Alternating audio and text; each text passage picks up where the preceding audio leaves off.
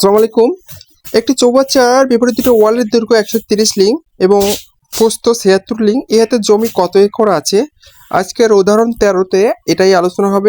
এই চৌবাচ্চাটিতে কত একর জমি রয়েছে?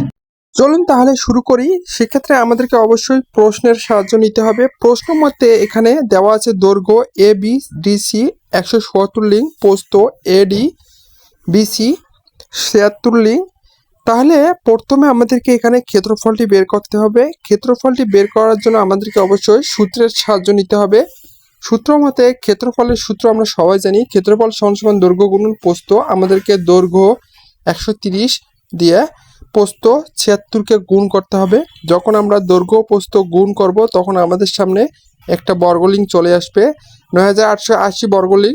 তো আমরা এখন ক্ষেত্রফল পেলাম 9880 বর্গলিং। তো আমরা জানি 1 লক্ষ বর্গলিং সমান 1 একর, অতএব 1 বর্গলিং সমান 1 লক্ষকে 1 দ্বারা ভাগ, অতএব 9880 যেটা আমরা পেলাম ক্ষেত্রফল, এটাকে দিয়ে 1 লক্ষ বর্গলিংকে আমরা যদি ভাগ দেই 1 লক্ষ বর্গলিং দ্বারা, তাহলে কিন্তু আমরা এখানে কত একর জমিটা আছে সেটা কিন্তু পেয়ে যাবো। এখানে আমরা জমি পেলাম 0.0988 একর। অর্থাৎ এই চৌবাচ্চাটিতে এখন বর্তমান জমি আছে 0.0988 একর।